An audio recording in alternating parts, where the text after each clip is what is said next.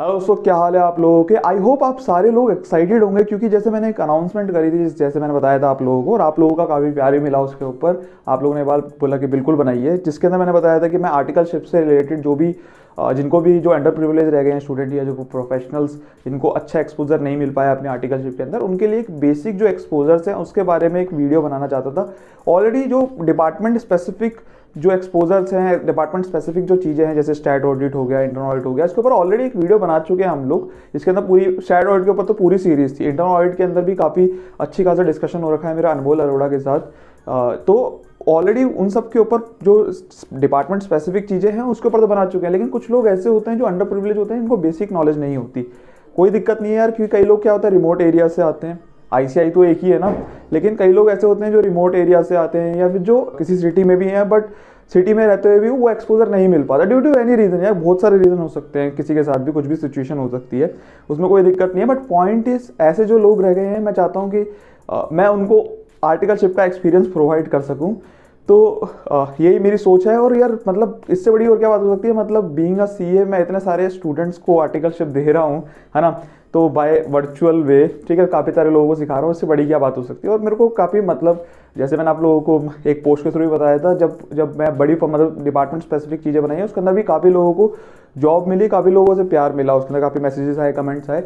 उसी को ध्यान में रखते हुए मैंने सोचा यार ये वहाँ पर तो ठीक है, लेकिन यहाँ पर भी बहुत लोगों को दिक्कत होगी। जो ये छोटी चीज़ें हैं, चाहे एक्सेल हो गया, टैली हो गया, रिटर्न फाइलिंग हो गया, तो मतलब कोई भी चीज़, कोई भी अगर जो ट्रेनिंग लेना चाहता है, कोई भी सीखना चाहता है, तो वो ये वीडियो के थ्रू समझ सकता है। और मैं मतलब इससे मैं वही चीज़ में बोल रहा हूँ कि इससे बड़ी चीज़ क्या हो सकती है। मैं इतने सारे लोगों को एक साथ आर्टिकलशिप प्रोवाइड करूँगा। उसके बाद इवन मेरे को काफ़ी लोगों ने सजेशन भी दिया कि सर आप एक काम करिए, इसको पेड करिए, है ना। काफ़ी लोगों ने सजेशन दिया मेरे को, बट यार मेरे को ऐसा लगता है कि जो ये पेड करके ना, मैं जो अंडर प्रिविलेज, जैसे मैंने बोला, जो रिमोट एरिया से आते हैं, जो पुअर बैकग्राउंड से हैं, उनके लिए नॉलेज, जो बेसिक नॉलेज है, वो अनएक्सेसिबल नहीं करना चाहता। मेरा पर्सपेक्टिव ये है ना कि जितने भी सीए स्टूडेंट्स हैं, जितने भी सीए प्रोफेशनल्स हैं, सब तक ये नॉलेज पहुंचाई जा सके, बेसिक नॉलेज एटलीस्ट, ठीक है। तो मैं इस चीज़ को पेड नहीं कर सकता, लेकिन हाँ, अगर आप सीरियस नहीं होगे, अगर सीरियसली इसको नहीं लोगे और सोचोगे ठीक है यार, बट क्या देखो यार, अगेन क्या होता है कि जब तक ना चीज़ें ना फ्री में मिलती है ना, तब तक वो इज्जत नहीं होती उसकी। तो मैं ये नहीं चाहता कि अगर मैं फ्री में कोई चीज़ प्रोवाइड कर रहा हूँ तो उसको आप लीनियंसी में लो, या फिर ठीक है जैसे चल रहा है चलने दो, इस तरीके से नहीं होना चाहिए। अगेन मैं चाहता हूँ कि प्रॉपरली ढंग से, जैसे मतलब आपको ये समझना है कि आप आर्टिकलशिप ही कर रहे हो, ठीक है। और मतलब जो चीज़ें मैं बोलूँगा, जिस तरीके से बोलूँगा, उसी तरीके से आपको चलना है, तभी आप चीज़ें सीख पाओगे, ठीक है। जिस तरीके से मैं बोल रहा हूँ उस तरीके से आपको फोकस करना है, ठीक है। जैसे जैसे मैं सिखाऊंगा आपको, मैं प्रैक्टिकल चीज़ें भी दूंगा करने के लिए कि आप इसको करो, उसको करो, इस तरीके से मैं चीज़ें भी दूंगा इस पूरे सीरीज़ के अंदर, जो आपको प्रैक्टिकल चीज़ें, मतलब थ्योरेटिकली तो मैं बताऊँगा इस वीडियोज़ के थ्रू, लेकिन प्रैक्टिकली भी मैं आपको दूंगा कुछ चीज़ें करने के लिए, वो आपको करनी है, ठीक है। तो वो चीज़ें आपको करनी है ताकि आपको वो एक्सपोजर मिल सके। अब हम चलेंगे किस मतलब क्रम में, उसकी अगर मैं बात करूँ तो देखो यार, सबसे पहली चीज़, अगर आप जब भी आप आर्टिकलशिप ज्वाइन करते हो तो इनिशियली क्या होता है कि आपको सबसे पहले, आप खुद सोचो, एक फॉर्म के अंदर किसी भी आप बिजनेस में जा रहे हो, बिजनेस में किसी भी जा रहे हो, तो वहाँ पे क्या होगा, एक सबसे पहले आपको कोई भी चीज़ है आपको अकाउंटिंग करनी पड़ेगी वहाँ की, ठीक है। As a chartered accountant, as a accountant आपको सबसे पहले अकाउंटिंग करनी पड़ेगी। तो हम सबसे पहले प्रैक्टिकली किस तरीके से अकाउंटिंग होती है उस चीज़ को सीखेंगे, ठीक है। यानी कि हम पहले तो अकाउंटिंग का बेसिक समझेंगे, उसके बाद टैली में किस तरीके से एंट्री होती है पूरी टैली को समझेंगे, ठीक है। सबसे पहले क्या समझेंगे हम, बेसिक अकाउंटिंग, ठीक है। उसके बाद हम टैली में किस तरीके से एंट्री होती है उसके बारे में समझेंगे। उसके बाद उसके बाद हम क्या है, माइक्रोसॉफ्ट ऑफिस के अंदर जाएंगे। माइक्रोसॉफ्ट ऑफिस की जो एक्सेल्स हैं, जो ऑफिस, जो माइक्रोसॉफ्ट ऑफिस हो गया, वर्ड हो गया, ठीक है, पीपीटी हो गया। थोड़ा सा पीपीटी और वर्ड पे इतना ज़्यादा हमारा फोकस नहीं रहेगा, हमारा जो मेन फोकस रहेगा वो एक्सेल के ऊपर रहेगा, ठीक है। एक्सेल के ऊपर बहुत सारी चीज़ें सीखेंगे, समझेंगे उसके अंदर भी। देन उसके बाद जब हमने अकाउंटिंग कर ली, आप समझना अकाउंटिंग कर ली, जब हमारे पास ऑफिस की नॉलेज आ गई, उसके बाद हम क्या करेंगे, उसके बाद हम जाएंगे बाकी चीज़ों की तरफ। यानी कि अब हम क्या करेंगे, फाइनेंशियल को फाइनलाइज करेंगे, बैलेंस शीट को फाइनलाइज करेंगे, प्रॉफिट एंड लॉस को फाइनलाइज करेंगे। उसको बताऊंगा मैं आपको किस तरीके से आपको फाइनलाइज करना है। उसके बाद जब ये फाइनलाइज हो जाएगा, उसके बाद क्या होगा, उसके बाद आपका एक तो क्या होगा, आपकी रिटर्न फाइलिंग्स होगी, आपका आरओसी का काम होगा और टैक्स ऑडिट होगा, ठीक है। तो उसी क्रम में हम चलेंगे। मैं आपको रिटर्न फाइलिंग भी बताऊंगा किस तरीके से रिटर्न फाइलिंग होगी, इनकम टैक्स रिटर्न फाइलिंग किस तरीके से होगी, जीएसटी रिटर्न फाइलिंग किस तरीके से होगी। उसके बाद फिर मैं आपको बताऊंगा कि किस तरीके से उसका टैक्स ऑडिट होगा, ठीक है। उसी तरीके से फिर मैं आपको बताऊंगा। अब यहाँ पे स्टैट ऑडिट, जो इंटरनल ऑडिट है, ये ऑलरेडी मैं वीडियो बना चुका हूँ इसके ऊपर, वो आप आई बटन पे क्लिक करके देख सकते हो। स्टैट ऑडिट की बात नहीं करेंगे, इंटरनल ऑडिट की बात नहीं करेंगे, वो ऑलरेडी डीप में समझ चुके हैं हम लोग। लेकिन हाँ, यहाँ पर हम क्या बात करेंगे, टैक्स ऑडिट किस तरीके से होगा, रिटर्न फाइलिंग किस तरीके से होगी, income tax, GST return, ROC की फाइलिंग किस तरीके से होगी, एनुअल कंप्लाइंसेस जो होते हैं, एओसी 4, एमजीटी 7, बहुत सारी चीज़ें होती है, डायरेक्टर केवाईसी, वो सारी चीज़ें हम इस सीरीज़ के अंदर समझेंगे। तो आपको बहुत मज़ा आने वाला है, काफ़ी चीज़ें सीखने को मिलने वाली है, प्रोवाइडेड आप उस लगन के साथ सीखो, ठीक है। तो होपफुली आपको काफ़ी अच्छा एक्सपोजर मिलेगा इस वीडियोस के थ्रू। तो चलते हैं वीडियो की तरफ, और आज की पहली जो चीज़, जैसे मैंने बताई आपको, सबसे पहले बेसिक अकाउंटिंग तो समझ में आ जाए, अकाउंटिंग समझ में आए, अकाउंटिंग को किस तरीके से टैली में करना है उसके बारे में समझेंगे आज। तो समझेंगे आज की इस वीडियो के अंदर, हम समझेंगे बेसिक अकाउंटिंग सबसे पहले किस तरीके से होती है, बेसिक अकाउंटिंग समझेंगे, उसके बाद हम टैली पे अगली वीडियो में जाएंगे। तो बेसिक अकाउंटिंग मैं आपको, अब देखो क्या होता है ना, सबसे पहली चीज़ ऐसा नहीं है कि यहाँ पर मैं आप लोगों को एक चीज़ बोलूँगा, इस वीडियो के बाद, इस अकाउंटिंग वीडियो के बाद आपको कोई भी एंट्री करने में कहीं डिफिकल्टी नहीं आएगी कभी भी।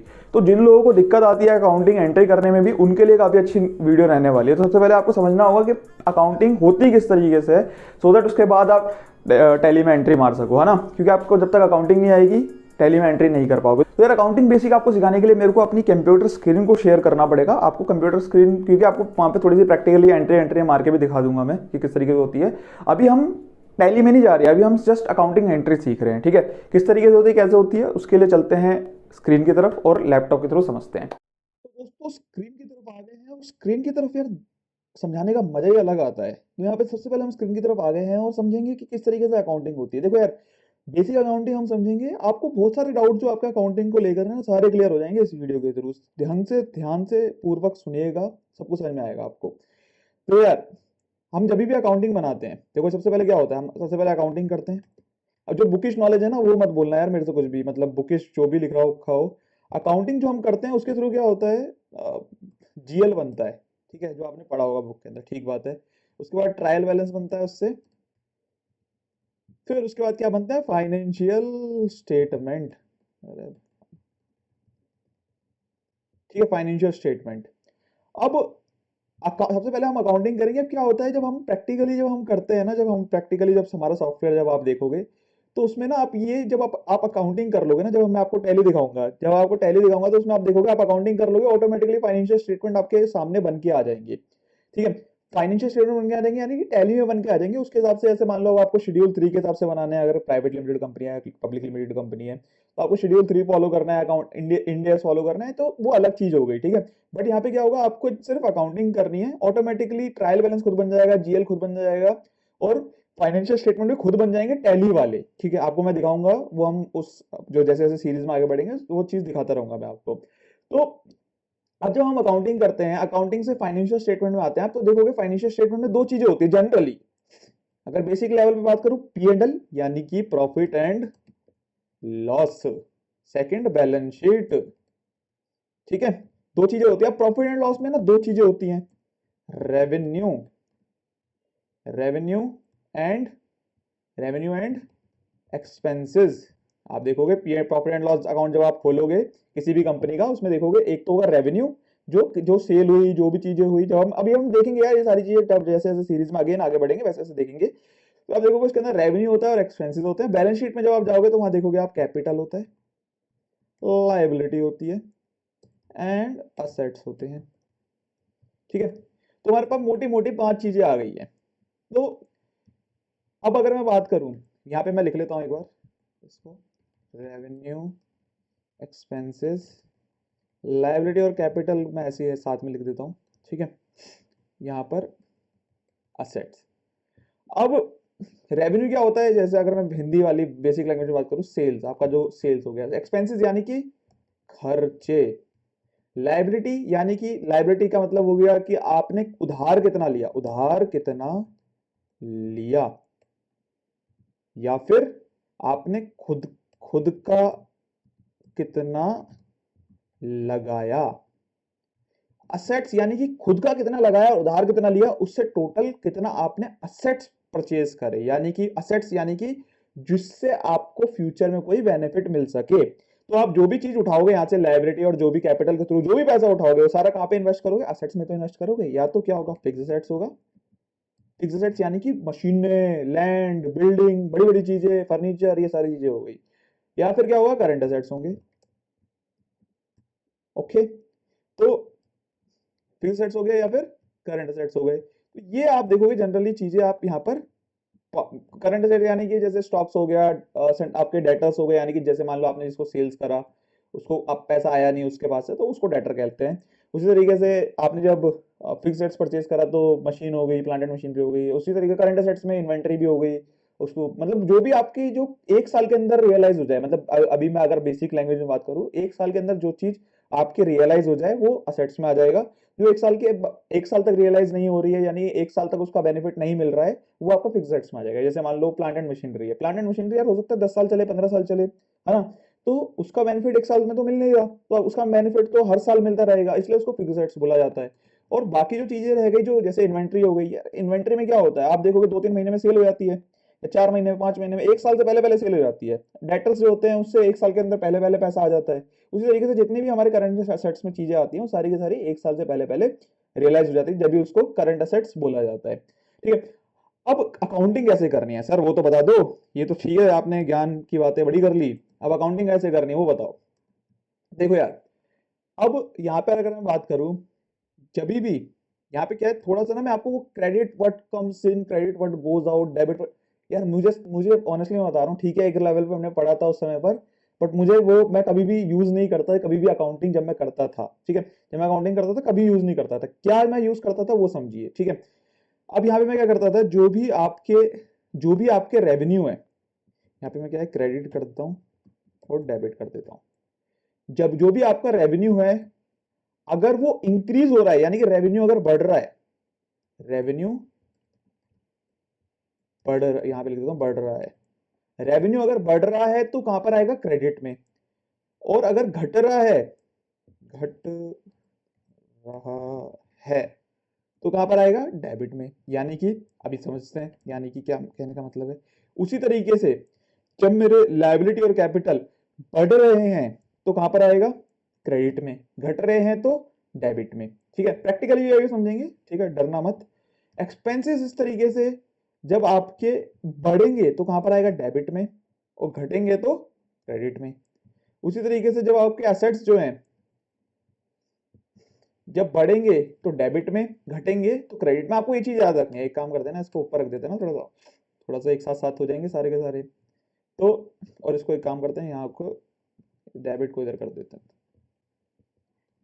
ठीक है, बस ये करा है मैंने, डेबिट और क्रेडिट इधर कर दिया। यानी कि अगर मैं बात करूं, रेवेन्यू और लायबिलिटी और कैपिटल जो है वो बढ़ेंगे कब, जब क्रेडिट में, मतलब क्रेडिट में बढ़ेंगे, अगर वो बढ़ रहे हैं तो क्रेडिट में बढ़ेंगे, अगर घटेंगे तो कहां पे घटेंगे, डेबिट के अंदर। उसी तरीके से जब आपके एक्सपेंसेस और जो असेट्स हैं वो बढ़ेंगे कहां पर, डेबिट के अंदर, और घटेंगे कहां पर, क्रेडिट के अंदर। होपफुली आपको चीजें समझ में आ रही होंगी अब। ठीक है, अब करना कैसे है, आपको कुछ एंट्रीज का एग्जांपल लेता हूं मैं। ठीक है, कुछ एंट्रीज का एग्जांपल लेते हैं। जैसे पहली एंट्री, हम पहली एंट्री जब 11th में याद करो, बचपन के दिन जब आप 11th में एंट्री कैसे मारा करते थे, ठीक है, उसको हम समझेंगे कि उस एंट्री का कैसे किस तरीके से निचोड़ किस तरीके से है। जैसे राम स्टार्टेड इट्स बिजनेस, ठीक है, विद 1 लाख की कैपिटल। तो यार देखो, कोई भी चीज है ना, देखो सबसे पहली चीज आपको समझनी होगी, जो हम अकाउंटिंग करते हैं वो डबल एंट्री सिस्टम के हिसाब से करते हैं। ठीक है, डबल एंट्री सिस्टम के हिसाब से करते हैं, यानी कि कोई भी एंट्री होगी उसके 2 लेग होंगे, है ना, 2 लेग होंगे, कोई भी एंट्री होगी, एक डेबिट होगा एक क्रेडिट होगा, मिनिमम 2 लेग होंगे, हो सकता है 2 क्रेडिट हो 1 डेबिट हो। और दूसरी चीज ये है कि हमेशा डेबिट और क्रेडिट का जो लेग होगा वो इक्वल होगा। ठीक है, 2 कंडीशन है, क्या क्या कंडीशन बताई मैंने, दोबारा बोलो बच्चों। एक, डबल एंट्री सिस्टम है, ठीक है, डबल डबल एंट्री सिस्टम है, यानी कि 2 लेग होंगे, 2 legs always, and debit and credit का टोटल इक्वल होगा। ठीक है, तो डेबिट एंड क्रेडिट का टोटल इक्वल होगा। अब Ram started it's business with 1 lakh की कैपिटल। ठीक है, अब देखो दो दो इवेंट क्या क्या है, 2 लैक्स क्या क्या है यहाँ पर, दो, सबसे पहले हमें वो समझना होगा, 2 लाख क्या है हमारे। पहला जो है वो है कैपिटल बिजनेस में आ गई, दूसरा जो है वो कैश बिजनेस में आ गया। ठीक है, अब हमें ना ये चीज समझनी होगी कि जब हम राम ने बिजनेस स्टार्ट करा, जब हम बिजनेस की बात कर रहे हैं यहाँ पर, जो भी अकाउंटिंग करेंगे वो राम के पर्सनल को हमें कंसिडर करके नहीं चलना, हमें राम का बिजनेस कंसिडर करके चलना है, कि राम का जो बिजनेस है उसको कंसिडर करते हुए हमें चलना है, जो भी चीजें हम बात करेंगे यहाँ पर। तो यहाँ पर कैपिटल आई बिजनेस के अंदर और कैश भी आया, यानी कि कैपिटल आई तो क्या हुआ, यानी कि कैपिटल बढ़ गई। कैश क्या हुआ, कैश भी बढ़ गया। ठीक है, कैश कैपिटल भी बढ़ गई, कैश भी बढ़ गया। ठीक है, कैपिटल कहां पे बढ़ती थी, क्रेडिट में। ठीक है, कैश कहां पे बढ़ता था, डेबिट में। यहां पे लिखा हुआ है ना हमने, करंट अकाउंट के अंदर बढ़ रहा है, कहां पर, करंट अकाउंट, कैश जो होता है करंट असेट्स होते हैं, और जो यहाँ पर लाइब्रेरी हमारी यहाँ आ गई।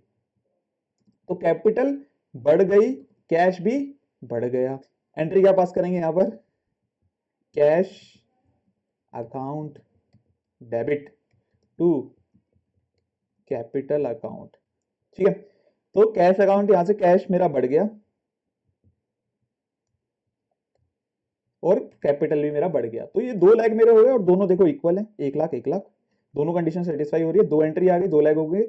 इसके अंदर ये क्रेडिट, ये मेरा जो कैश है वो मेरा डेबिट हो गया, और कैपिटल जो मेरी है वो क्रेडिट हो गई, और दोनों बढ़ रहे हैं, तो यहाँ पर दोनों बढ़ भी गए। तो आपको समझ में आया होगा। अब नेक्स्ट हम एंट्री मारते हैं। ठीक है, नेक्स्ट जब हम एंट्री मारेंगे उसी तरीके से सेम ऐसी प्राइवेट लिमिटेड कंपनी, जितनी भी कंपनीज है सभी में इस तरीके से ये होगा। ठीक है, आपको चीज समझनी होगी है। सबसे पहले तो आपको क्या समझना होगा, जो भी जिस भी एंट्री को आप कर रहे हो उसका हेड कहाँ पे जाएगा, यानी कि वो खर्चा है, लायबिलिटी है, रेवेन्यू है, एक्सपेंस है, एसेट्स है। सबसे पहले तो आपको ये चीज समझनी पड़ेगी वो है क्या। ठीक है, वो किस हेड में हिट करेगा। कोई भी चीज है, कोई भी आप एंट्री कर रहे हो, वो किस हेड में एंट्री करेगी, वो चीज आपको समझनी पड़ेगी सबसे पहले। जब आप ये चीज समझ लोगे कि किस हेड में जाएगा इन चारों में से, ये 4-5 जो भी बोलो आप, लाइब्रेरी और कैपिटल को मैंने एक साथ मर्ज कर दिया है, तो इन चारों के अंदर जहां पर जाएगा सबसे पहले तो आपको ये चीज कंसिडर करनी होगी, जहां पर भी चला गया एक हेड में चला गया, उसके बाद उसके हिसाब से आपको समझना पड़ेगा ये डेबिट हो रहा है क्रेडिट हो रहा है। ठीक है, जैसे अभी हमने यहाँ पर समझा। नेक्स्ट, जैसे मान लो अब राम ने मशीन खरीदी, राम ने 1 लाख रुपए खरीद लाया बिजनेस के अंदर, और अब क्या करा, राम ने मशीन परचेज कर दी, कितने की, मान लो 20,000 की। ठीक है, अभी हम थोड़ी थोड़ी हार्ड भी एंट्री समझेंगे। ठीक है, तो राम ने क्या करा, परचेज कर दी 20,000 की मशीन। तो क्या एंट्री पास करेगा यहाँ पर, सबसे पहले तो हो क्या रहा है यहाँ पर, 2 लाख क्या क्या हो रहे हैं, एक तो मशीन आ रहा है, समझना। ठीक है, दूसरी चीज क्या हो रही है, कैश जा रहा है, यानी कि मतलब फिक्स एसेट्स बढ़ रहा है, और दूसरा क्या हो रहा है, कैश घट रहा है। ठीक है, दो चीजें हो रही है, फिक्स एसेट्स बढ़ रहा है और कैश घट रहा है। ये मशीन क्या है, ये है मेरा फिक्स एसेट्स, और ये क्या है मेरा करंट एसेट्स। फिक्स एसेट्स, ठीक है, फिक्स एसेट्स और करंट एसेट। तो अब क्या हुआ, मशीन आई, machine account debit to cash account. अब यहाँ पे 20,000, यहाँ पे क्या हुआ, कैश क्रेडिट हो गया। क्यों क्रेडिट हुआ, क्योंकि घट रहा है कैश। कैश कहाँ पे घटता है, करंट एसेट्स कहाँ पे घटते हैं, क्रेडिट के अंदर। मशीन डेबिट हुई, मशीन यानी कि फिक्स एसेट्स डेबिट हुए। डेबिट कहाँ पर होते हैं, फिक्स एसेट्स वो होते हैं, सॉरी मशीन, फिक्स एसेट्स कहाँ पे बढ़ते हैं, वो बढ़ते हैं हमारे डेबिट के अंदर। तो यहाँ पे मशीन मेरा बढ़ गया, कैश मेरा घट गया। तो ये दूसरी जो है 2 लेग की एंट्री पास होगी, डबल एंट्री सिस्टम जैसे मैंने बताया। उसके बाद दोनों इक्वल भी हैं। होपफुली आपको समझ में आ रहा होगा। तीसरे नंबर पे अब हम बात करते हैं। अब राम ने, क्योंकि मशीन खरीदी, अब कुछ मटेरियल भी तो परचेज करेगा। Ram purchase some material for sale. ठीक है, अब अब परचेज क्या है मेरा, परचेज मेरा खर्चा है, प्रोवाइडेड। अभी क्या होगा, अभी हम वो भी बात करेंगे यहाँ पर कि परचेज खर्चा है प्रोवाइडेड जब तक वो खर्चा नहीं हो रहा है। यानी कहने का मतलब ये, जब आप माल परचेज करके लाए लेकिन अगर आपने सेल ही नहीं करा उसको, खर्चा तो हुआ नहीं आपका। तो परचेज अभी as of now you can consider purchase as assets. तो यहाँ पर मैं एंट्री पास कर रहा हूँ। जैसे आपने जनरली यहाँ पर क्या होता है, प्रैक्टिकली क्या होता है आपको मैं बताता हूँ। जनरली पहले मतलब आपने देखा होगा परचेज अकाउंट डेबिट, अपने उसके अंदर आपने पढ़ा होगा टू कैश, या जो भी आप अगर पेमेंट कर रहे हो। यहाँ पे मैं लिख लेता हूँ 10,000 की करी। तो परचेज करके लाया आप, परचेज करके लाया, उसके बाद टू कैश। ठीक है, तो यहां पर क्या है कि अब 10,000 की है। तो सबसे पहले तो ये चीज समझो आप, परचेज, कई लोग परचेज भी मारते हैं एंट्री, कई लोग इन्वेंटरी भी मारते हैं। अब होता क्या है उसको बाद में समझेंगे। अभी आप समझो कि दोनों के दोनों असेट्स हैं, बोथ, यहाँ पर क्या है, बोथ आर असेट्स। ये दोनों के दोनों असेट्स हैं। असेट्स कहाँ पे बढ़ते हैं मेरे, डेबिट के अंदर। ठीक है, डेबिट में बढ़ते हैं, और जब मेरा पैसा गया 10,000 रुपए मेरे पास से गए, तो कहाँ पे घटेंगे, कैश के अंदर। तो कैश मेरा क्रेडिट हो गया। कैश कहाँ पे घटता है, क्रेडिट के अंदर, और इन्वेंट्री मेरे पास आ गई, कहाँ पे बढ़ती है 10,000, ठीक है, डेबिट के अंदर बढ़ती है, 10,000 रुपये मेरी बढ़ गई। तो या तो यहाँ पे परचेज मार दो आप, यहाँ पे क्या है जनरली, अभी मैं क्या है यहाँ पे ये मारता हूँ कि ये इन्वेंट्री है, तो इन्वेंट्री मेरे पास आ गई टू कैश, ठीक है। अभी मतलब प्रैक्टिकली बहुत अलग चीजें होती हैं, देखो मैं आपको बता रहा हूँ, प्रैक्टिकली बहुत सिस्टम के अंदर अलग अलग चीजें होती है। यहाँ पर कई लोग परचेज में मारते हैं सीधा, कई जगह पे आप देखोगे, कई जगह पे जो सेफ सिस्टम फॉलो होता है वहां पर जीआर आईआर की एंट्रीज आप सुनोगे, जीआर आईआर होती है, बहुत अलग अलग तरीके की डिफरेंट डिफरेंट तरीके की एंट्रीज पास होती है। तो यहाँ पर वो चीज आपको देखनी पड़ेगी कि प्रैक्टिकली किस तरीके से हो रही है। अब क्या करोगे, नेक्स्ट क्या होगा, जैसे अब क्या होगा कि आप जब तेल खरीद के लाए तो उसको बनाने के लिए लेबर भी चाहिए होगी, तो लेबर का खर्चा, लेबर एक्सपेंसेस 5,000 रुपया, ठीक है, लेबर को आपने दिए, तो यहाँ पर क्या होगा, wages account debit. But wages account क्या है, वेजेस क्या है मेरा, एक्सपेंस, एक्सपेंस कहाँ पे बढ़ता है, ये क्या होता है जब आप दे रहे हो लेबर को तो खर्चा आपका बढ़ रहा है, वो बढ़ता कहाँ पर है आपका खर्चा, डेबिट के अंदर। तो आपने क्या करा, wages account debit to cash, तो यहाँ पे क्या होगा, 5,000 यहाँ आ गया, 5,000 यहाँ आ गया। अब हुआ क्या है वो समझ लो आप बेसिकली, कि वेजेस अकाउंट आपका जो है वो खर्चा है वो बढ़ा, आपका कैश अकाउंट आपका डेबिट हो गया क्योंकि वो आपका असेट्स है, और डेबिट घटता कहाँ पर है, वो होता है क्रेडिट के अंदर घटता है, और जो एक्सपेंसेस होते हैं कहाँ पे बढ़ते हैं, आपके डेबिट के अंदर। तो होपफुली आपको समझ में आ गया होगा। कोई डाउट होगा किसी भी चीज़ के अंदर फिर भी आप कमेंट सेक्शन में कमेंट करके पूछ सकते हो, खुला है, ओपन है सबके लिए, ठीक है। उसके बाद नेक्स्ट अगर मैं बात करूँ उसी तरीके से, जैसे लेबर एक्सपेंसेस हो गए, मान लो आप बाकी जो बेसिक चीज़ें हैं, यूटिलिटी आप बिल पे कर रहे हो, यूटिलिटी एक्सपेंसेस, ठीक है, यूटिलिटी आपने एक्सपेंस पे करे कुछ ऑफ ₹2,000। आप क्या है यहाँ पर आप एंट्री मारोगे, utility expenses debit to cash, ठीक है। क्यों करा आपने ये, क्योंकि आपका खर्चा हो गया यहाँ पर, एक्सपेंसेस में आपका खर्चा हो गया, और कैश आपने टू कैश करके आपने भेज दिया मेरे को, यहाँ पर आपने खर्चा जो है, यूटिलिटी एक्सपेंस जो है वो कम कर दिया यहाँ पर, ठीक है। तो यूटिलिटी एक्सपेंसेस आपने यहाँ पर खर्चा करा, तो यहाँ पर क्या हुआ, डेबिट में आपका जब खर्चा हुआ तो आपने डेबिट कर दिया, क्योंकि क्या हुआ, खर्चा मेरा बढ़ रहा है, खर्चा कहाँ पे बढ़ता है, डेबिट के अंदर, कैश मेरा घट रहा है, तो कैश कहाँ पे घटता है, मेरा क्रेडिट के अंदर। नेक्स्ट जो है वो है, अब आपने सेल कर दी, ठीक है, सेल्स कर दी ऑफ रुपीज, कितने की, आप मटेरियल खरीद के लाए थे 10,000 का, मान लो आपने 5,000 का आपने लेबर लगाया, 2,000 का आपने 20,000 की सेल कर दी, एग्जांपल ले रहा हूँ, ठीक है। अब आपने 20,000 की सेल करी तो क्या एंट्री पास करोगे, सबसे पहली चीज क्या बढ़ा, आपका कैश बढ़ा, कैश बढ़ा, कैश अकाउंट डेबिट टू, और क्या बढ़ा आपका, रेवेन्यू बढ़ा, तो सेल्स, ठीक है, सेल्स भी बढ़ी, कैश भी बढ़ा, ठीक है, सेल्स भी बढ़ी, कैश भी बढ़ा। तो सेल्स कहाँ पे बढ़ती है, आपकी क्रेडिट के अंदर बढ़ती है, ठीक है, कहाँ मैंने लिखवाया था आपको, सेल्स कहाँ पे बढ़ती है, आपकी क्रेडिट के अंदर बढ़ रही है, और आपका जो कैश है वो कहाँ पे बढ़ता है आपका, वो बढ़ता है आपका डेबिट के अंदर, ठीक है, लिखवा रखा है सब। उसके बाद 20,000 और ये 20,000, अरे बड़ा इजी है यार। उसके बाद मान लो कि एक आपने क्रेडिट पे भी सेल करी थी, sales on credit to Mohan of ₹2,000, तो यहाँ पर क्या है, कैश तो आया नहीं आपका, ठीक है, आपका कैश तो आया नहीं, लेकिन यहाँ पर क्या आ गया, आपके पास मोहन आ गया। मोहन क्या है मेरे लिए, मोहन से पैसा लेना है, तो मोहन से जब पैसा लेना है तो वो मेरे को बेनिफिट देगा, वो मेरे लिए क्या हो गया, असेट्स हो गया, ठीक है, समझ में आ रहा है आपको, मोहन से मेरे को बेनिफिट मिलेगा, मोहन मेरे लिए क्या हो गया, असेट्स हो गया। वो कौन सा वाला असेट्स हो गया, क्योंकि 1 साल से पहले पहले रियलाइज हो जाएगा, इसलिए वो मेरे लिए करंट असेट्स हो गया है, ठीक है। तो यहाँ पे मेरे लिए मोहन क्या हो गया, करंट असेट्स हो गया। तो उसी तरीके से नेक्स्ट जो है वो टू सेल्स, मतलब मोहन को मैंने डेबिट कर दिया और सेल्स को मैंने क्रेडिट कर दिया, क्यों, क्योंकि रेवेन्यू मेरा कहाँ पे बढ़ता है, वो बढ़ता है मेरा क्रेडिट के अंदर। होपफुली आपको समझ में आ रहा होगा, बड़ा इजी है। तो यहाँ पे मैंने क्या करा, मोहन को सेल करी 2,000 रुपए की क्रेडिट के ऊपर, जब मैंने मोहन को सेल करी तो उसको मैंने डेबिट करा मोहन को, और सेल्स को मैंने क्रेडिट करा। इसी तरीके से नेक्स्ट जो है वो है, जैसे अब मान लो कि कोई और एंट्री ले लेते हैं, जैसे मान लो मैंने लोन लिया, लोन ऑफ, बिजनेस बढ़ाना है भैया मेरे को, 20,000 का लोन ले लिया, टेकन फ्रॉम आरबीआई, सीधा आरबीआई से ले लिया, ठीक है,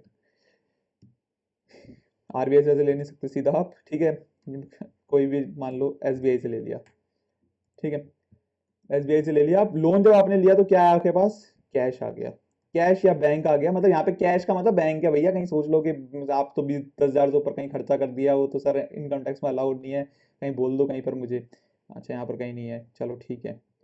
लोन आपने यहाँ पर, loan of ₹20,000 taken from RBI, ठीक है। तो cash account debit to bank, cash cash account to, यहाँ पर क्या है लोन, यहाँ पे लोन मेरे लिए क्या है समझना आप इस चीज को, थोड़ा सा ये डिफिकल्ट वाला है। यहाँ पे बैंक क्या है मेरे लिए असेट्स, ये क्या है मेरे लिए लाइबिलिटी। असेट्स कहाँ पे बढ़ते हैं मेरे, ये क्या हुआ जब पैसा मेरे पास आया तो बढ़ गए मेरे, तो ये डेबिट में बढ़ते हैं तो इसलिए मैंने डेबिट करा है। लाइबिलिटी कहाँ पे बढ़ती है मेरी, क्रेडिट के अंदर, इसलिए मैंने क्रेडिट टू लोन करा है। समझ में आ रहा है आपको, यहाँ पे मान लो 20,000 और इसको यहाँ पे, बस बड़ा इजी है यार, बड़ा इजी है अकाउंटिंग तो भैया, ठीक है। तो कहीं पे भी कोई भी डाउट होगा स्टिल बैठे हुए हम, ठीक है। मैं आपको ये शीट दे भी दूंगा, मैं ड्राइव पे मतलब डिस्क्रिप्शन में डाल दूंगा आपको, अगर कुछ इस शीट को दोबारा देखना है तो दोबारा आप इसको डाउनलोड करके देख सकते हो, ठीक है। उसके बाद 9 जैसे हम अब क्या है, थोड़ी सी एक टिपिकल वाली एक एंट्री लेते हैं। यहाँ पर क्या है, यहाँ पर अभी हमने जब ये हमने परचेज करा था राम ने मटेरियल को, अभी हमने इसको एक्सपेंस ऑफ कर दिया था, ठीक है। इन्वेंट्री को ये माना, अभी यहाँ पे हमने इन्वेंट्री को माना था, आई थिंक यहाँ पे असेट्स माना था। यहाँ पे इस अगर यहाँ पे हम एक्सपेंस देखो एक्सपेंसिव मानते तो भी कोई दिक्कत नहीं थी, क्योंकि यहाँ पर क्या है कि आपके करंट असेट्स में भी जो करंट असेट्स होते हैं वो कहाँ पे बढ़ते हैं डेबिट के अंदर, एक्सपेंसेस भी कहाँ पे बढ़ते हैं आपके डेबिट के अंदर। अभी यहाँ पे मान लो अगर हमने एक्सपेंस माना तो सीधा ये हमारा एक्सपेंस ऑफ हो गया, लेकिन हो सकता है ना इसमें से कुछ इन्वेंट्री बच जाए, तो क्या होता है कि पूरा का पूरा एक्सपेंस ऑफ नहीं करते हैं। तो अब क्या होता है, मान लो मैंने इसको असेट्स माना था उस समय पर, अगर मैंने असेट्स माना था तो इसका मतलब अभी ये असेट्स में खड़ा हुआ है, जब मैंने सेल कर दी यहाँ पर 10,000 रुपए के ऊपर ऊपर इन्वेंट्री सेल कर दी, तो अभी भी ये खड़ा हुआ था मेरा इन्वेंट्री के अंदर, तो इसको मेरे को क्या करना पड़ेगा, इसको खर्चे में डालना पड़ेगा। तो मैं क्या क्या लिखूंगा यहाँ पे, कॉस्ट ऑफ गुड्स सोल्ड, ठीक है। यानी कि आप अकाउंटिंग में आप टैली वाली में देखोगे परचेजेस में सीधा हिट कर जाता है ये, purchases cost of goods sold to to inventory. यानी कि ये क्या हुआ, यहाँ पर क्या हो रहा है मेरा, थोड़ा सा डिफिकल्ट है ये, थोड़ी सी डिफिकल्ट वाली एंट्री आ गई, समझना इस चीज को। कॉस्ट ऑफ गुड्स सोल्ड में यहाँ पे इन्वेंट्री मेरी कम हो गई, जब इन्वेंट्री क्या होती है मेरी असेट्स होती है, और कहाँ पे कम होती है मेरी, वो कम होती है मेरी क्रेडिट में, समझना इस चीज को। कॉस्ट ऑफ गुड्स सोल्ड क्या है मेरे लिए, खर्चा, जब खर्चा कहाँ पे बढ़ता है मेरा डेबिट के अंदर, आ रहा है समझ में, ठीक है। तो इन्वेंट्री कहाँ पे मेरी खत्म हुई इन्वेंट्री, इन्वेंट्री कहाँ पे गिरती है, वो गिरती है क्रेडिट के अंदर। खर्चा कहाँ पे बढ़ता है आपका, वो बढ़ता है आपका डेबिट के अंदर। तो ये मेरा खर्चा बढ़ गया, ये मेरी इन्वेंट्री गिर गई, ठीक है। अब जैसे मान लो आप कुछ सेल्स करी आपने, ठीक है, थोड़ी थोड़ी और एंट्री, थोड़ी सी अब डिफिकल्ट वाली एंट्रीज थोड़ी सी देखते हैं। अब बट सारी एंट्रीज यार इसी बेसिस पर ही होंगी, ठीक है। आपको एक एक्सरसाइज दूंगा मैं, उसके अंदर वो आपको करनी भी है, ठीक है। अभी मैं आपको ये चीज समझा रहा हूँ बेसिकली कि आपको किस तरीके से करना है, ठीक है। यहाँ पर क्या है, सेल्स ऑफ रुपीज, मान लो कि मैंने क्या करी 20,000 की सेल करी, एंड जीएसटी ऑफ 18% चार्ज्ड, ठीक है। अभी ये मान रहा हूँ कैश बेसिस पे करी है मैंने, तो क्या करूंगा मैं यहाँ पर, cash account debit, cash debit to sales to GST. अब समझना क्या एंट्री है ये, ठीक है। सबसे पहली चीज डबल एंट्री होनी चाहिए, 2 लाख होनी चाहिए, तो 2 लाख तो है मेरे डेबिट और क्रेडिट, ठीक है। 2 लाख हो गए मेरे डेबिट और क्रेडिट, और दोनों मेरे इक्वल होनी चाहिए, सबसे पहली चीज। यहाँ पे मैंने सेल्स करी 20,000 की, जीएसटी उसके ऊपर चार्ज करा 18%, और मेरे पास कैश कितना आ गया, कैश मेरे पास आ गया 23,600। देखो सबसे पहली चीज तो ये मैच हो रही है, मतलब ये टोटल मैच हो रहा है, डेबिट और क्रेडिट बिल्कुल हो रहा है,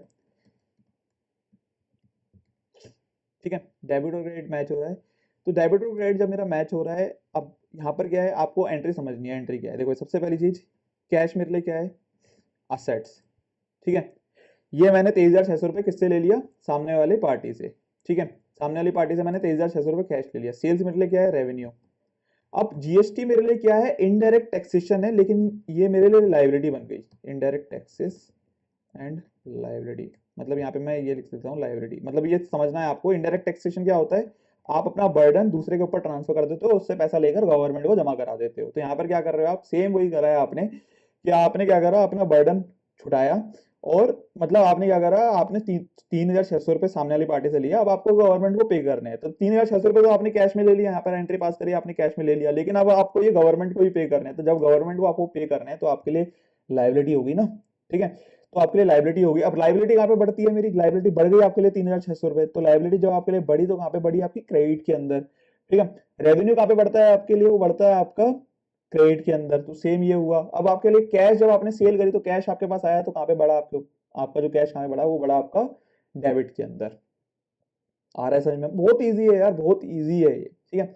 तो अगेन आपने रेवेन्यू करा, 20,000 का रेवेन्यू आपके पास आया, ठीक है। आपने सेल्स करी, आपने जीएसटी की लाइबिलिटी अपनी उसके ऊपर इंकर करी, आपको जीएसटी आगे गवर्नमेंट को पे करना है, इसलिए आपके लिए क्या हो गया, वो लाइबिलिटी हो गई। लाइबिलिटी आपको गवर्नमेंट के लिए प्रति है ये, ठीक है। और ये आपने पैसा कहाँ से वसूल कर लिया, पार्टी से, सामने वाली जिसको सेल करा था, 23,600 रुपये, ठीक है। ये इसलिए इनडायरेक्ट टैक्सेशन बोला जाता है, क्योंकि आपने किसी और से पार्टी से वसूल करके आप आगे गवर्नमेंट को पे करोगे, ठीक है। ईजी सा है बड़ा। नेक्स्ट क्या है, नेक्स्ट है, मान लो आपने कोई चीज परचेज करी, purchase of ₹5,000 and GST charge of 18%। आपने कोई चीज परचेज करी, यहाँ पे परचेज कर दिया आपने 5,000 की परचेज। सबसे पहले आपको ये समझना, खर्चा हो गया, अभी ये समझ लो खर्चा हो गया। परचेज अकाउंट डेबिट, जीएसटी, अभी समझाता हूँ आपको, टू कैश। आपने जब परचेज करा तो ये एक्सपेंस हो गया। अभी हम ये एग्ज्यूम कर रहे हैं परचेज पूरा एक्सपेंस ऑफ कर दिया आपने। जीएसटी आपने जब करा तो ये आपके लिए इनपुट टैक्स क्रेडिट बन गया। अभी बताता हूँ मैं आपको, ये भी समझाता हूँ। जिनको पता है उनके लिए वेल एंड गुड, जिनको नहीं पता इनपुट टैक्स क्रेडिट क्या होता है उनको समझाता हूँ। ये आपके लिए क्या हो गया, असेट्स हो गया। एक्सपेंस कहाँ पे बढ़ते हैं मेरे, एक्सपेंस बढ़ते हैं डेबिट के अंदर। एक्सपेंस हो या असेट्स हो, दोनों कोई दिक्कत नहीं है, ठीक है। एक्सपेंस और असेट्स दोनों भाई भाई। तो एक्सपेंस और एसेट्स कहाँ पे बढ़ते हैं मेरे, वो बढ़ते हैं डेबिट के अंदर। तो 5,000 रुपए मेरे इसलिए डेबिट हो गए। अब input tax credit is not my expense. यहाँ पे 5900 रुपए की मैं 5,000 की परचेज करी, उसके बाद 18% जीएसटी अब मेरा लगा, तो 900 रुपए is not my expense, this is input tax credit which I can avail, which I can set of with my output tax liability. थोड़ी सी ज्यादा इंग्लिश निकल जाती है कभी कभी, कोई नहीं, इंग्लिश वाली क्लासेस भी करेंगे, कम्युनिकेशन वाली भी। तो जो यहाँ पे 3600 रुपए जो आ रहा है, उससे मैं सेट ऑफ कर सकता हूँ ये 900 रुपए का अमाउंट। समझ में आ रहा होगा आप लोगों को? 3600 रुपए में से 900 रुपए माइनस करके जो मेरी नेट लाइबिलिटी बचेगी, that I have to pay to the government. तो 3600 रुपए में से अब माइनस कर दूं मैं 900 रुपए, तो 2700 रुपए मेरे को आगे सरकार को देने हैं यहाँ पर, ठीक है। तो यहाँ पे मेरे लिए क्या हुआ, 900 रुपए मेरे लिए असेट्स बन गए। आप इस चीज को समझना, input tax credit is my, यहाँ पे मैं लिख देता हूँ असेट्स, ठीक है। ये सारी चीज मेरे लिए असेट्स हो गए, मतलब जीएसटी इनपुट मेरे लिए क्या हो गया, असेट्स। क्यों? क्योंकि मेरे को फ्यूचर में बेनिफिट देगा, ठीक है। ये मेरे लिए खर्चा तो है नहीं, ठीक है। ये कैश जो है वो मेरा असेट्स है, तो यहाँ से माइनस हो गया। जब क्रेडिट हुआ तो इसका मतलब, जब मतलब जा रहा है मेरे पास से 5900 रुपए, तो इसका मतलब क्रेडिट करूंगा मैं इसको, क्योंकि वो माइनस हो रहा है, लेस हो रहा है मेरा कैश। तो ये चीज आपको समझनी पड़ेगी कि आपको किस तरीके से अकाउंटिंग करनी है। बड़ी इजी है यार अकाउंटिंग, बस ये आपको 5 फंडामेंटल रूल याद रखने हैं। ये वाले 5 कितने, 4, इसको 4 कर दो, 5 कर लो, जो मर्जी आपको सही लगे वैसा कर दो। वैसे तो है तो कुछ नहीं, बच्चों वाले अकाउंटिंग रूल है, बढ़ रहा है घट रहा है, ये तो बेसिक चीजें हैं, ठीक है। बस आपको याद रखना है, रेवेन्यू और कैपिटल और लाइबिलिटी कहाँ पे बढ़ती है, वो बढ़ती है आपकी क्रेडिट साइड। घटती कहाँ पर है, वो घटती है आपकी डेबिट साइड, ठीक है। उसी तरीके से एक्सपेंसेस और जो असेट्स हैं आपके, वो कहाँ पे बढ़ते हैं, वो बढ़ते हैं डेबिट साइड, घटते कहाँ पर है, क्रेडिट साइड, बस। और यार अब और कौन सी एंट्री मारूं, तो बाकी तो यार मतलब नहीं समझ में आ रहा यार, समझा दिया मैंने आपको, ठीक है। बाकी बहुत बेसिक बेसिक सी एंट्रीज होती है। अब जैसे मान लो इनकम, जो आपने कोई टैक्स का प्रोविजन बनाया, ठीक है। टैक्स का प्रोविजन बनाया, provision for income tax created of 5,000 rupees. कैसे बनता है ये भी अभी हम कवर करेंगे। इनकम टैक्स रिटर्न जब हम देखेंगे, इनकम टैक्स किस तरीके से कंप्यूट होता है, उसमें हम इस चीज को देखेंगे, ठीक है। तो provision for income tax created 5,000 rupees. अब यहाँ पे मैं कैसे एंट्री पास करूंगा, सबसे पहले income tax is my expense, income tax account debit to provision for income tax. अभी मैंने इनकम टैक्स का प्रोविजन बनाया है, तो income tax is my expense, खर्चा है मेरे लिए। Provision for income tax is my liability, क्योंकि अभी मैंने गवर्नमेंट को पे नहीं करा, बाद में पे कर दूंगा आराम से, कोई दिक्कत नहीं है, ठीक है। तो 31 मार्च को मैंने प्रोविजन बना लिया, पे बाद में कर दूंगा, मतलब जब at the time of return filing मैं उस समय पे पे करूंगा। तो क्या होगा, income tax is my expense that I have to book in my financial statement, and provision for income tax is my liability because that I have to pay to the government, so that's why I will book that amount as my liability। तो 5,000 5,000 and यहाँ पे सबसे पहली चीज double entry system आ गया है, and दोनों का जो मतलब जो हमारा जो डेबिट और क्रेडिट है दैट इज मैचिंग। तो ये चीज थी। उसके बाद मतलब यार ये बेसिक चीजें हैं यार, बड़ी बच्चों वाली चीजें हैं। तो फिर भी आपको कोई भी डाउट हो मतलब इसमें, फिर भी आप कमेंट सेक्शन में कमेंट करके पूछ सकते हो मेरे से, और इसी तरीके से एंट्रीज होती है। अभी हम क्या करेंगे, ये हमने बात कर ली, अभी हमारी बेसिक अकाउंटिंग जिस तरीके से होती है, ठीक है, एक बार समझ लिया प्रैक्टिकली। अब हम इसको क्या करेंगे, अब हम नेक्स्ट नेक्स्ट जो हम पार्ट बनाएंगे उसके अंदर इसको हम टैली के अंदर पंच करेंगे सारी चीजों को। ये सारा जो भी डाटा अभी हमने यहाँ पे बात करी है, जो भी अभी हमने एंट्री करी है, इन सभी को हम टैली के अंदर पंच करेंगे और पूरी एक सीरीज बनाएंगे इसी के थ्रू, उस पूरी इसी के थ्रू एक सीरीज बना देंगे कि किस तरीके से क्या चीजें हो रही हैं, ठीक है, इसी पूरे इसके थ्रू। अभी इसको मैं लिंक डिस्क्रिप्शन में भी दे दूंगा। और दूसरी चीज ये है कि कुछ आप अपनी तरफ से क्वेश्चंस इस तरीके से कुछ आप बनाओ और प्रैक्टिस करो, और मैं ये ट्राई करूंगा अगर मेरे को कुछ क्वेश्चंस, अगर मेरे को, मैं या तो एक काम करूंगा, एक काम करते हैं यार, छोड़ो, एक काम करते हैं, मैं कुछ इस तरीके से ना, कुछ चीजें हैं, कुछ एक एक बिजनेस बनाऊंगा इसके अंदर, आपको इस तरीके से बिजनेस बनाकर इस तरीके से कुछ क्वेश्चंस दे दूंगा, ठीक है, कि लोन अमाउंट दिस दैट, इस तरीके से एक एक्सेल शीट बना के दे दूंगा आपको। इसके अंदर पूरा शुरुआत से लेकर एंड तक आपको एंट्री पास करनी है, लेकिन आपको ये चीज आपको देखनी है कि मतलब उसके अंदर क्या है, वो एंट्री आपको पास करनी है, ठीक है, एंट्री पास करनी है। और जो भी आपके दोस्त हैं, जो आपके सीनियर्स हैं, आप ट्राई करो उनसे चेक कराने की, ठीक है, कि जो भी आप एंट्री पास कर रहे हो, जो भी आपका सीनियर है या दोस्त है, आपस में मतलब अगर कोई जो दो बंदे हो जो मेरी वीडियोस देखते हो, तो आपस में अपना चीजें आप बांटो, मतलब एक दूसरे से बोलो कि यार तू मेरा चेक कर ले, मैं तेरा चेक कर लेता हूँ, इस तरीके से करो। तो ये तो मैं आपको डिस्क्रिप्शन में दे दूंगा। दूसरी चीज क्या है, मैं आपको बता रहा हूँ, आपको जो किस तरीके से आपको एंट्री पास करनी है उसके लिए दे दूंगा, मतलब कुछ कुछ आपको एंट्रीज पास करने के लिए, कि जो आपको एंट्री पास करनी है, और आपस में एक दूसरे से आपको चीजें कनेक्ट करनी है, आपको एक दूसरे से हेल्प लेनी है, ठीक है, इसको कंप्लीट करने में। तो अब ये क्या हुआ, हमने यहाँ पर अपने बेसिक चीजें समझी अकाउंटिंग को लेकर। नेक्स्ट अब हम क्या करेंगे, नेक्स्ट वीडियो के अंदर इसी को हम टैली में डालेंगे, ठीक है, नेक्स्ट हम टैली के अंदर इसी को डालेंगे। उसके बाद हम क्या करेंगे, जैसे मैंने आपको फाइनेंशियल बनाएंगे, ठीक है, उसी के थ्रू हम फाइनेंशियल बनाएंगे, उसी के थ्रू हम इनकम टैक्स रिटर्न फाइल करेंगे, उसी के थ्रू हम जीएसटी रिटर्न फाइल करेंगे, उसी के थ्रू हम बाकी की जो चीजें आरओसी कंप्लाइंस हो गई, टैक्स ऑडिट हो गया, जो भी बाकी की चीजें हैं यार, बाकी सारी चीजें इसी के बेसिस पे चलती जाएंगी अब, है ना। और कुछ एंट्रीज ऐड करनी होंगी तो मैं कर दूंगा बाद में फ्यूचर के अंदर, बट स्टिल अभी के लिए ये सारी चीजें ठीक है। आई होप आपको इस वीडियो के अंदर चीजें समझ में आई होंगी। सबसे पहली चीज, आपको अकाउंटिंग करना समझ में आया होगा इस वीडियो के थ्रू। अगर वीडियो पसंद आई तो यार लाइक जरूर करना, और कमेंट में मेरे को बताना कि किस तरीके की आपको ये वीडियो लगी है। और बाकी आपको लगता है कि कोई और इस सीरीज के अंदर कुछ और वीडियोस भी हम ऐड कर सकते हैं, वो भी आप मेरे को कमेंट सेक्शन में कमेंट करके बता सकते हो। आगे मिलते हैं यार नेक्स्ट वीडियो में। Thank you so much.